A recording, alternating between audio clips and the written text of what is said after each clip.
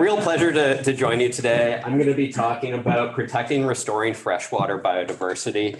In many ways, that's sort of the story or the background that lets me dig into the idea of science moving into action or not. And I spend a lot of time thinking about that so-called knowledge action gap. So here's this body of knowledge. Here's where practitioners or policymakers are making decisions. And there's a space between the gap. We talk about bridging that gap or narrowing that gap and so on. And so I spend a lot of time thinking about that really as a frustrated scientist, as somebody that writes papers, generates new knowledge, and then sees it sit in the library shelf and not be used. And so it was about a decade ago that frustration led me to actually try and change that. So start to work more closely with social scientists, trying to understand knowledge mobilization, what we could do better as researchers to have our research be more actionable, and then trying to provide things in more usable, relevant formats to so-called end users or decision makers. And so I'm going to get there, but I'm also passionate about freshwater biodiversity. And that's sort of the case that I will use today. That is my 7-year-old, by the way, on there, which is why I'm passionate about freshwater biodiversity is really want to make sure that we get this right for the next generations. So there's no doubt that freshwater biodiversity has value. We wrote about this a few years ago, although this was specific to inland fisheries. And I think when we think about what we get from freshwater ecosystems, maybe it's me because I'm a fish head, but I think we usually go to the fish. And so we start to think about things such as nutritional security. And in certain parts of the world, in places like, for example, Laos, really important, I could use the word essential, source of macronutrients that allow proper brain development. So really important. We could talk about the livelihoods that are supported by inland fisheries and other freshwater biological resources. And being a good Canadian, I can talk about our Indigenous peoples and the many ways in which fish connect to culture. But it extends well beyond fish. And in fact, I've been part of a working group led by Abby Lynch from the US Geological Survey, where we've been essentially documenting and thinking about all the ways in which freshwater biodiversity beyond fish, trying to get beyond that fish lens, benefit people. And there's many examples, and you can see a few on the screen here.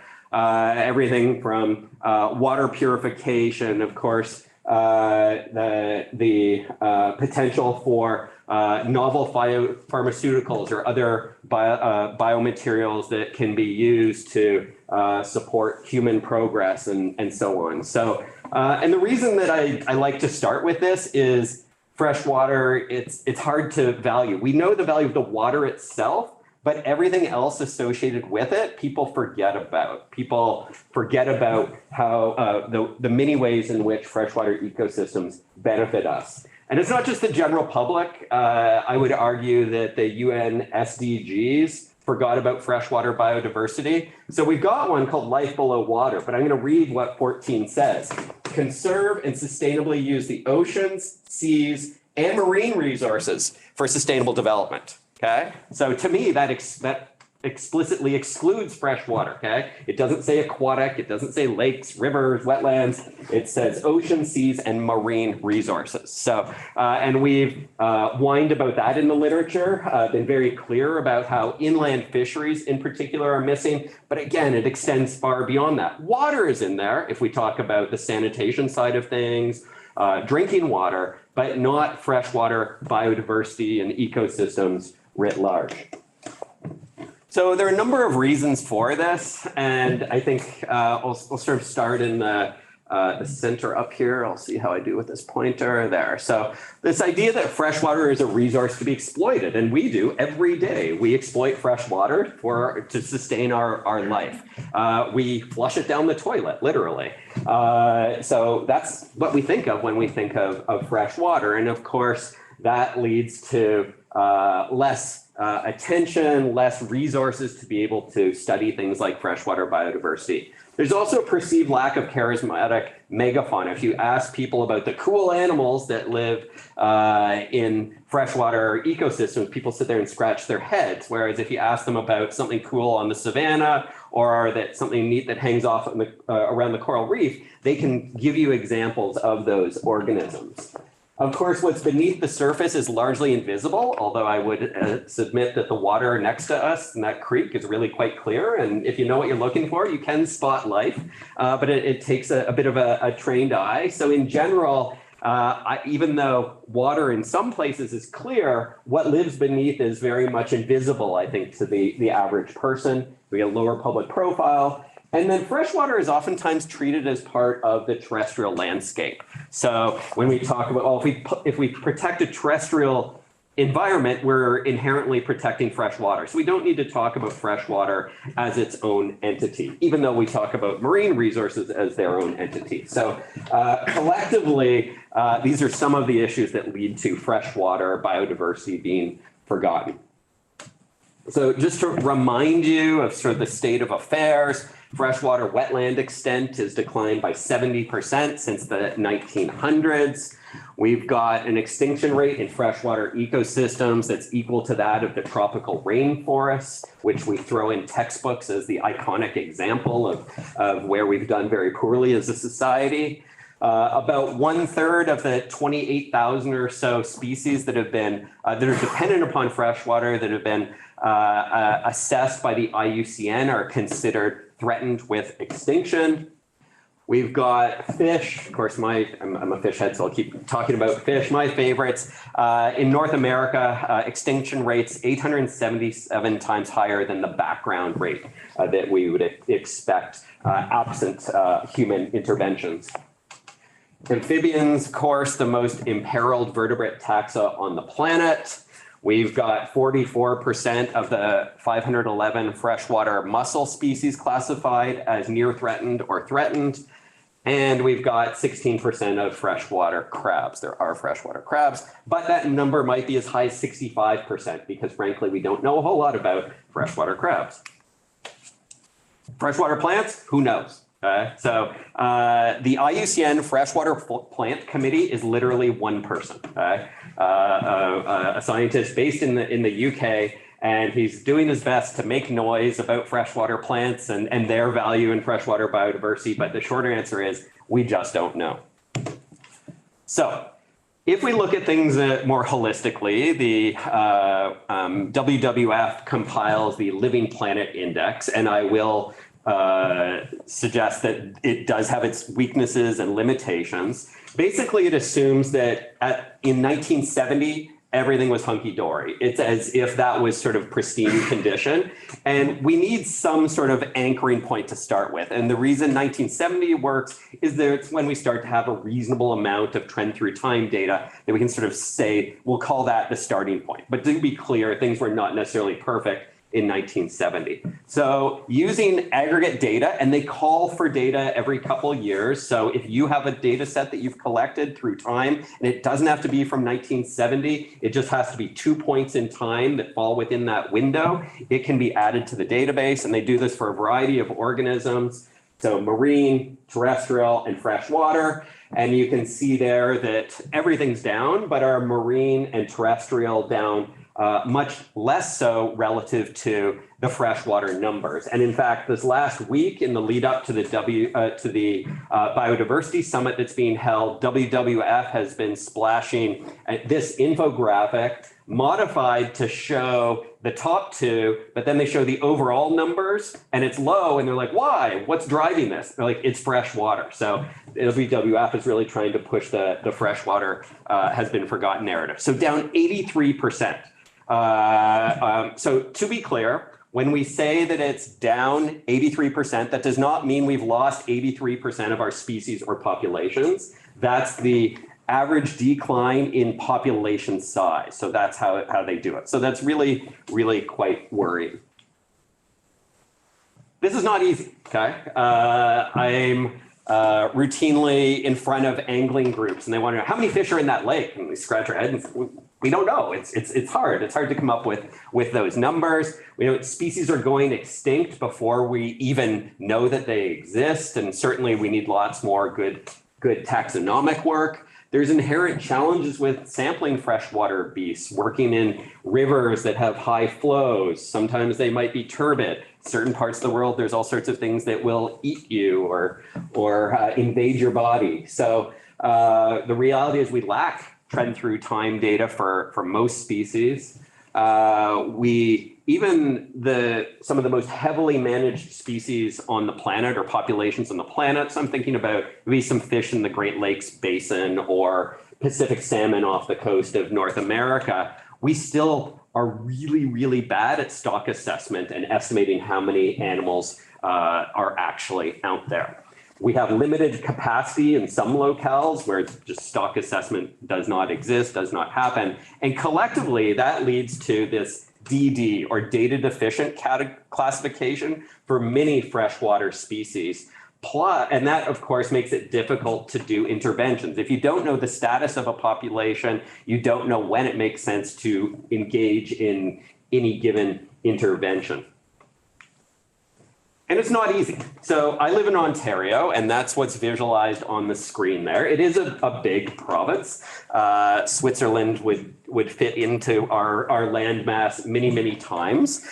You've got us beat by height, that's for sure.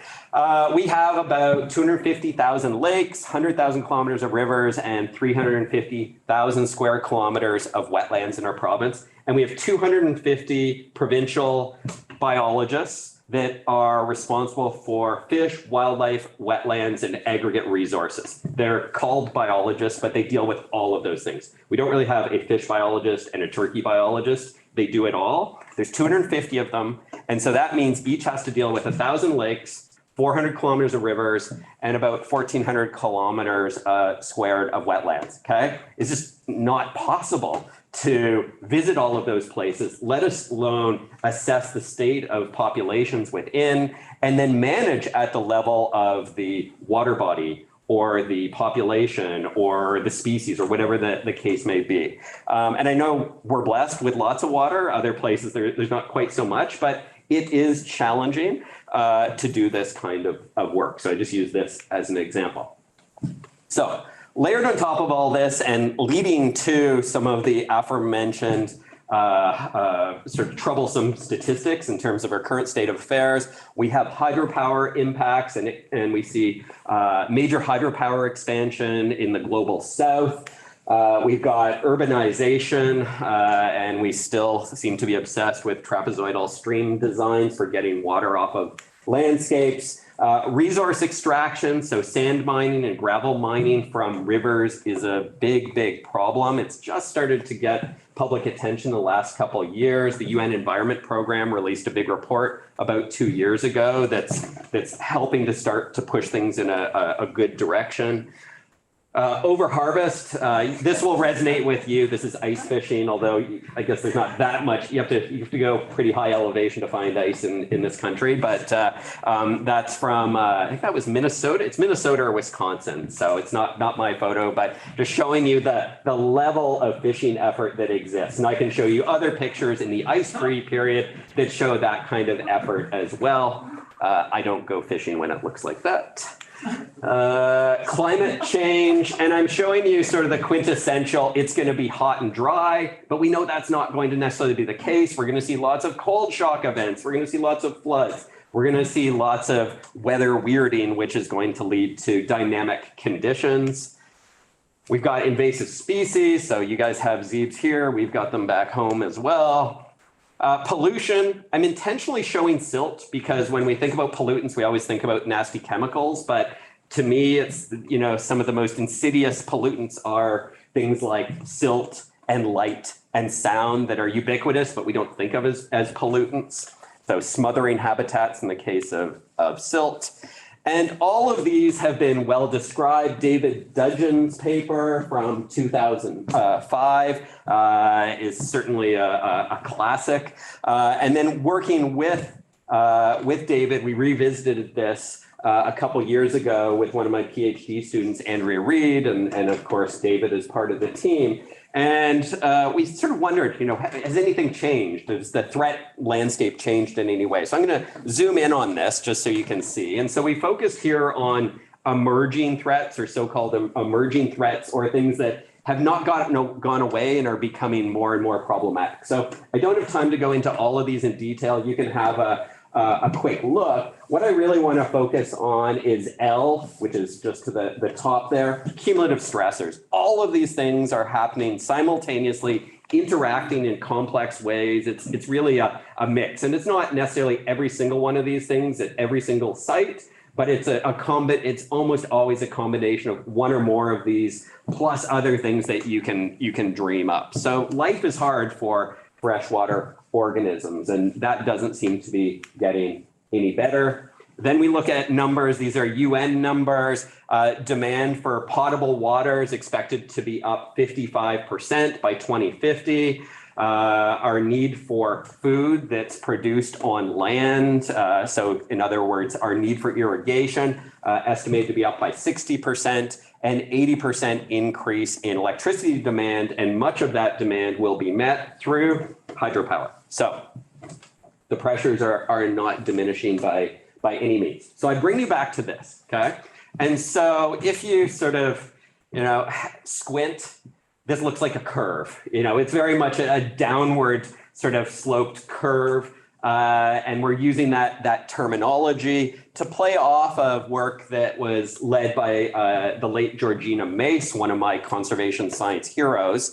And she wrote this paper in Nature Sustainability that's titled Aiming Higher to Bend the Curve of Biodiversity Loss. So the idea that we've got a curve and it's going down, what can we do to bend it up? Because the status quo, and I'll point to the screen here. So here's where we were in 1970. If we start with the Living Planet Index, things continue to go down. We have the Convention of Biodiversity, COP6, Aichi targets.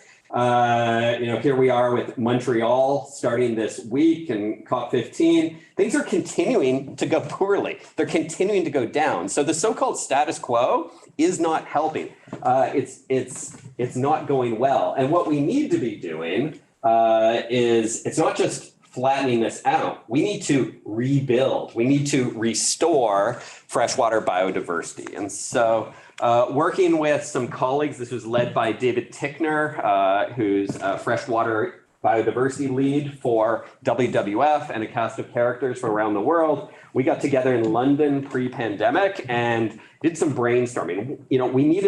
We called it an emergency recovery plan. We wanted to be sort of bold in our language. We wanted to be dramatic because we needed people to really start thinking about this. We're trying to wave a flag sort of in the corner while all the terrestrial and marine folks were getting lots of attention, say, hey, freshwater, we're over here. Don't forget about us. And so we wanted to keep it simple. So we came up with 6 actions that, if these actions were undertaken, that we would have the potential to restore freshwater biodiversity. And so you can see them all there, and they're all high level and reasonably vague. Improve water quality, prevent and control non-native species invasion, safeguard and restore river connectivity, and so on, okay? They're so high level, they're difficult to action. We're aware of that, and right now we're working on blowing each of those up into something that's more useful for practitioners and on-the-ground folks. But nonetheless, I want to spend a few minutes on this. And on that implementation side, I've been working with Kim Burney-Govan, Abby Lynch, Dave Tickner, and a few other folks. That's Kim there. She's at Danish Technical University in their aquatics group. And supporting, or in parallel to the emergency recovery plan, we developed what we call is sort of this RACE acronym, okay? That we need to do these things alongside or as part of this. And so what I want to do is I want to walk you through the RACE. I'm going to spend very little time on the R, the A, and the E, and I'm going to spend almost all of my time on C, which is connecting science to action, which is, as I told you, I was going to do in my first slide. So the R, so that's things like engaging community members in community science, thinking about providing rivers or other water bodies with protection via so-called personhood status. We're starting to see that in some places, and really just valuing freshwater biodiversity. So these are some of the high-level things we need to do in the background. I should note that Andrea Reed, who's an Indigenous scholar, is a co-author on this paper. And so one of the things we really wanted to emphasize was appreciating and weaving in Indigenous knowledge and other ways of knowing to help as well. We haven't done that. We've relied almost solely on Western science. And we also need to think about the impressive job that Indigenous communities have done for millennia in sustainably managing their resources. And there's really cool examples now that show that Indigenous managed lands in North America have higher biodiversity than our national parks, which is where we put most of our resources when it comes to really hardcore protections, if you will. I think I basically said everything that's up there already, but really thinking about relationships, our relationship with nature, but really starting to work much more closely with Indigenous peoples in a respectful, reciprocal way. All right, this is what I want to focus on, the C, connecting science to action. The first one, and this is just going to be one slide, is doing science that's relevant to curve bending activities. And a couple years ago, we did a project where, led by Megan Harper, one of my grad students, and we came up with 25 essential research questions to protect and restore freshwater biodiversity. And you're probably familiar with these question prioritization exercises. This was, if it had nothing to do with curve bending, it was gone. It was all about things we need to do to help us bend the curve. So there's all sorts of fascinating ecological questions we could ask. We didn't. We really focused on those that need to happen. So here's just an example of one of the questions. So if you're sitting there thinking, what could I do? How could I engage? Just sharing this as one example. But what I really want to talk about is making science, or what I'll call more broadly evidence, readily available for decision makers and practitioners, and identifying what works. We don't have time to be doing things that don't work. We don't have limitless resources. We don't have limitless time. So what works so that we can apply it? So acknowledging that on a day-to-day basis, there are many folks that are canton level resource managers, that are federal government policymakers that are making decisions, some small decisions, some very big decisions that become quite political, that relate to natural resource management, conservation, and our environment. And we devote lots of dollars to doing those things. We install fishways, we create wetlands, translocate organisms, ex situ conservation, which is really expensive, all of these things. And the question is, are we basing these decisions and actions on the best available evidence? And I would suggest that we are not. So I'll take you back in time to 2004 when Andrew Pullen and a few other folks wrote this paper. I love the title, Do Conservation Managers Use Scientific Evidence to Support Their Decision Making? And the answer in general is no. Or if they do, it's very selective use. And so when they did these interviews of land managers in the UK, just to focus this in here, they reported that their conservation actions were largely experience-based and relied on tradition. So whatever the status quo was, well, that's how we do things. It's how we've always done things. It's how we will continue to do things. So they're not making full or systematic use of an ever-expanding evidence base. And if you're sitting there saying, well, that's land managers in the UK, and that was a while ago, we've done similar work in Canada, talking to fisheries managers, and exactly the same thing. Personal contacts were the primary source of science-based information among DFO fisheries managers, what I call cross-cubical communication. So literally, they stand up in their cubicle, lean over, ask their neighbor, and then they just keep reinforcing what they're already doing. And I'll say that's problematic because this is an agency. DFO employs 10,500 people, and about 600 of them are scientists. They're not even asking their scientists. They're just, because they're in different buildings. They're at research labs. They're asking their neighbors. They aren't even consulting within their own agency where they have a pillar to provide science support. So that's troublesome. So the paper that Andrew wrote led to what I call the awakening.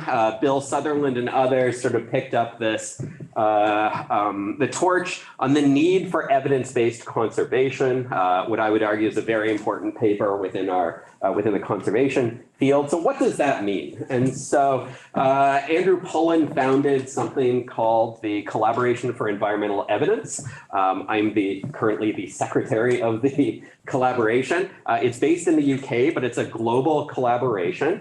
And it's about building a community of practice that's interested in creating the conditions for evidence-based conservation to happen. And specifically, we engage in robust evidence syntheses. I'll tell you a bit more about that in a moment. And so here's just a quote from Andrew Pullen, why he did this. And this is not new. Andrew's partner, Terry Knight, worked in the medical field, and Andrew is a conservation scientist, and they would talk as partners do. And he was learning about how in the medical realm, they used high quality, rigorous evidence syntheses to make decisions about, what to do if somebody has a common cold. There's a common playbook that physicians around the world use, and it's run through something called the Cochrane Collaboration or the Campbell Collaboration. And so Andrew essentially brought this idea, and I had Andrew over to visit in about 2012 and ended up launching our center in Canada in 2014. And I said, out of frustration that the more we learned about how our science wasn't being used, made me want to figure out how to bridge that gap. So we do this through evidence syntheses, and in particular, what I'm going to push you towards is this idea of systematic reviews. There are various forms of evidence synthesis, and the traditional lit review is you go to Google Scholar, you throw a couple of search terms at it, and if you do it one day versus the next, you might get different results based on the search terms you use. And you can cherry pick. You can decide to avoid papers if you don't want to include them. But it's all up to you. There's no playbook, and that can lead to much bias. We can do evidence synopses, which similar problems. Meta-analysis, that could happen on the above, but it still could be a biased data set you're working with. And then systematic review, ideally with meta-analysis built in. So you're doing the quantitative aspect on a systematic review. So what's different? First of all, it's transparent. The very first thing you do is you write a paper about what you're going to do, okay? They're very poorly cited because it's your guidebook. It's called a protocol. And you'll see more and more of that in science where you publish what you're going to do and then you go and do it. Well, we do that with our systematic reviews. We write a paper and it's exactly what we're going to do. It gets peer reviewed, people comment on it, and then we do it. And so it's there, it's now out there so that if you want to do the same thing 10 years later, you can follow the exact same methods and update it. Or you could say, wow, okay, I think they missed a couple search terms that I want to add. You know what our search terms were, you know where we searched, when we searched, which databases, and so on. So it's objective, repeatable, can be updated, robust to criticism. I've given expert testimony on a number of cases in courts of law in Canada. Judges know what systematic reviews are because they handle lots of medical cases. They know that this is the most, the gold standard, if you will, for evidence synthesis. So it's robust to criticism. It minimizes bias, and in particular includes a critical appraisal of the evidence. So usually when you do a review, it's everything you can find on the topic, and you talk about it in your review. You develop a scoring system, a critical appraisal tool, and you rank the quality of the evidence based on things like the experimental design. Because we know you can publish anything, and even crap gets published in really good journals. So just because an author concludes something doesn't mean that they actually have an experimental design that allows for that. So you go back and literally drill down into things like statistical power. Do they have a relevant comparator? So you could think about this in a medical context. It might be sort of a double-blind, controlled study. We have that not so often in the ecological world, but we have this critical appraisal phase. And crap science doesn't get included or it gets down-weighted. So I want to talk about a few of these reviews we've done and what we've learned and some of the troubling outcomes. So one that we just finished up was this. We asked the question, what evidence exists for evaluating the effectiveness of conservation-oriented captive breeding and release programs for imperiled freshwater fish and mussels. This was a global review, and you can see the take-home message from our paper right there. There's limited evaluation of the effectiveness of all of these things, yet we continue to do it. So there are such programs that are being developed, that are implemented around the world, and we do very little assessment to actually determine whether or not that's a good investment.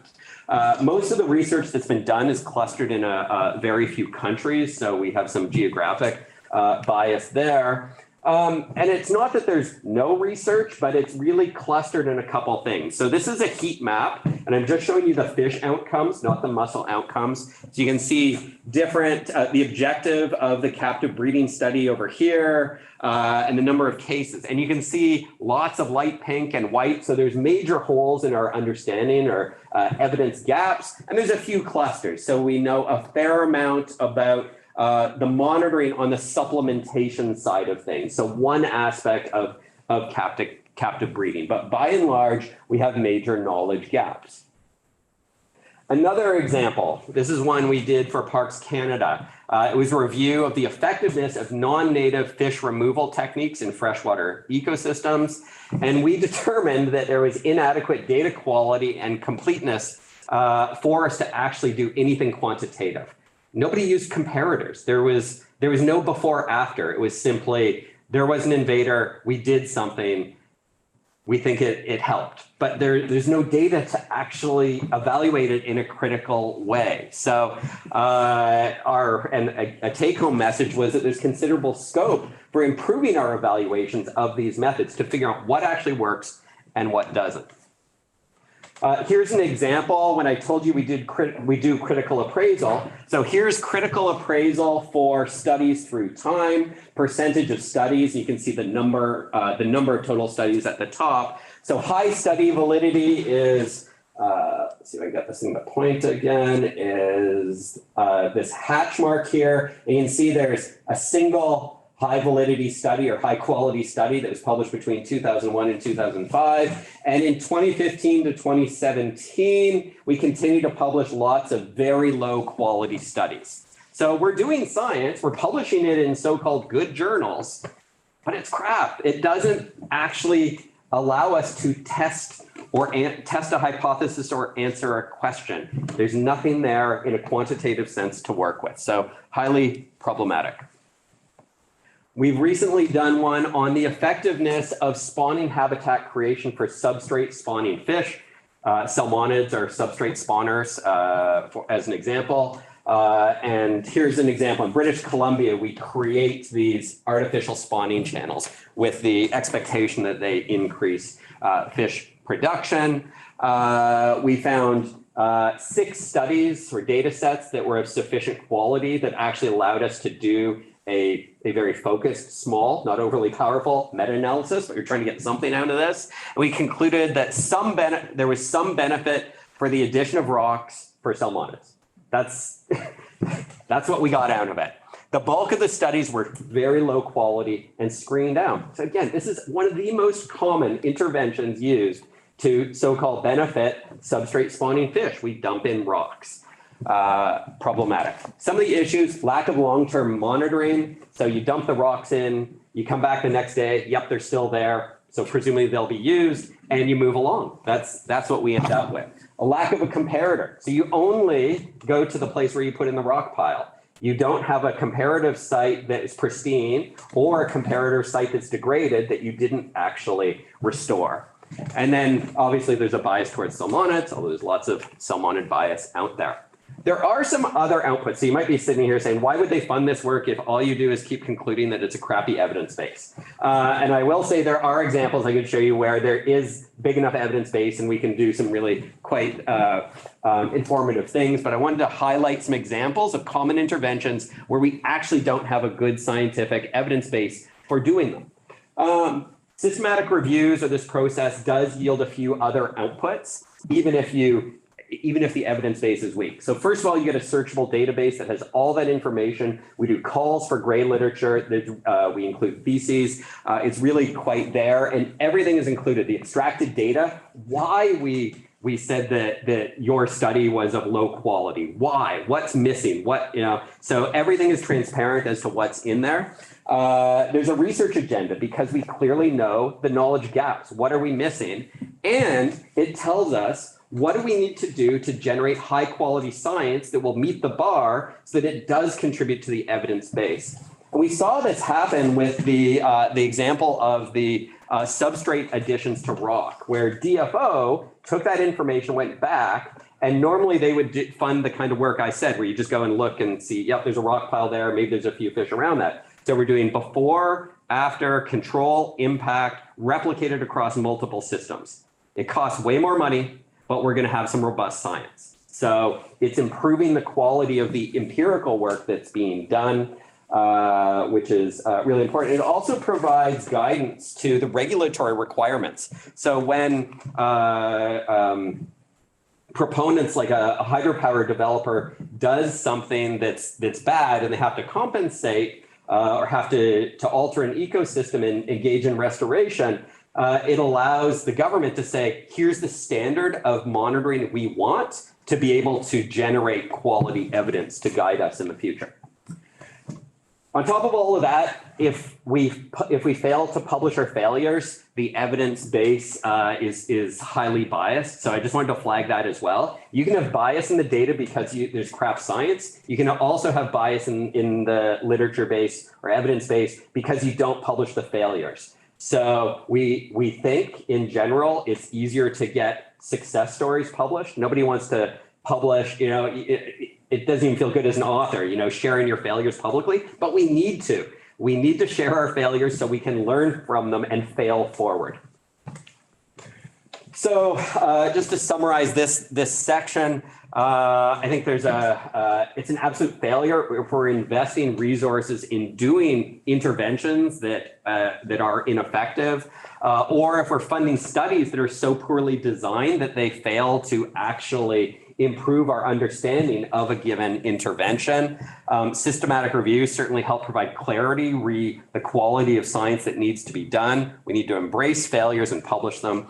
And based on some social science work that we've done recently, that was led by Laura Thomas Walters, we interviewed policymakers in Canada that are with all of our big environmental agencies. They all knew what systematic reviews were, and they said they would use them preferentially over other evidence types if they existed on the topic they needed when they needed it. So some big caveats there. And the challenge, of course, is usually there's the ministerial fire of the day, and they need to solve the problem yesterday. And do we have something? And systematic reviews take some time to do. So that's promising. That's at least somewhat optimistic. So bringing it back to this curve bending, I would submit that we're doing things today that we think are having benefit, but may in fact be a complete waste of very valuable and limited resources. The three common interventions I showed today, I would suggest that there's from the reviews we did, there's limited evidence to suggest that they are effective. I'm not saying they're not effective. I'm just saying there's limited evidence to suggest that they are effective. And that is alarming. So we need to up our game as scientists, and we need to up our game on the decision-making side of things, and frankly, demand more science, better science, so that we can engage in better decisions. I want to highlight one other thing. We're in the need to really empower practitioners.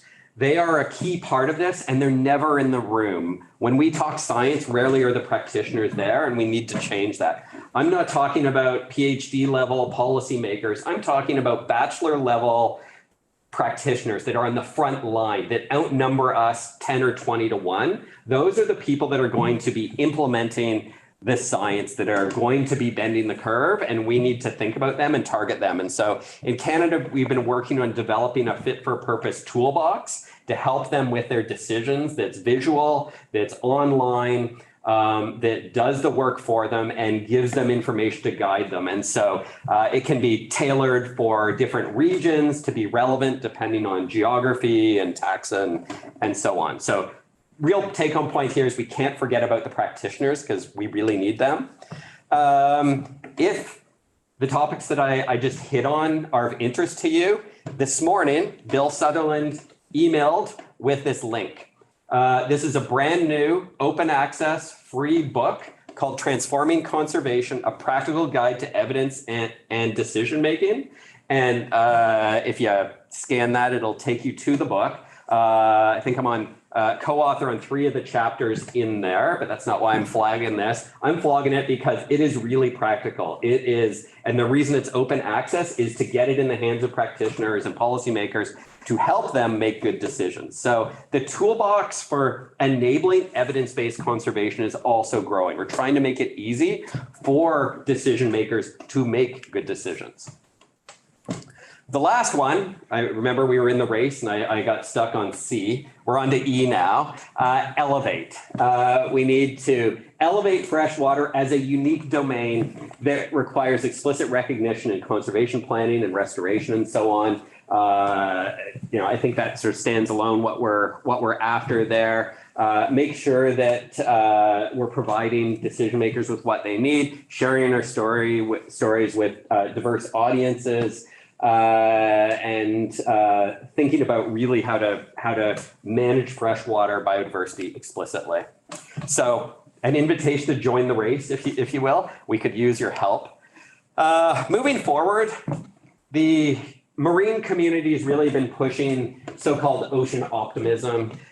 We need inland or freshwater optimism. And I love this quote from 2010. I think it's a good one, but there's been some recent scholarship that talks about whether we're best to use sort of fear narratives or optimistic narratives. And it's unclear actually which works best, and it's probably context specific. And so we need more social science on behavior change there, how to best nudge people in a good way. Am I hopeful? Well, we're in the UN decade of ecosystem restoration, and I'm hopeful that that helps to get people thinking about this. Working with some colleagues from the Society of Conservation Biology, the Freshwater Working Group, we presented a freshwater perspective on the UN decade, hoping that that would help to again, put that in context.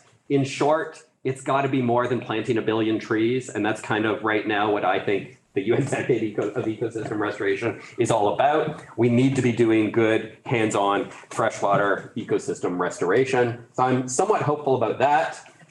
And then there's this. So right now happening in Ottawa, 2 hours from where I live back in Canada, is COP15, the 2022 Biodiversity Conference. And on the table are a number of motions and actions that have been pushed by groups like WWF. And one of them is about getting fresh water explicitly recognized, as I mentioned before, alongside marine and terrestrial. And this is a tweet from WWF Water Lead, and this is alarming. There's still a lot of brackets around fresh water in a draft. And a bracket in a draft means that there is lack of agreement, lack of consensus as to whether or not that should be in there, and a reasonable chance it could be dropped. So in summary there, the world must agree on land, freshwater, and sea, and ambitious targets set for rivers, lakes, and wetlands. So we will see. So am I hopeful? We will see what the next week or two has in store, but a lot of people have been working in the shadows to try and make that happen. So with that, I'd like to thank you for your attention. Hopefully we can have a bit of a discussion here, and I really appreciate all of you showing up today, online, in person. Thanks so much.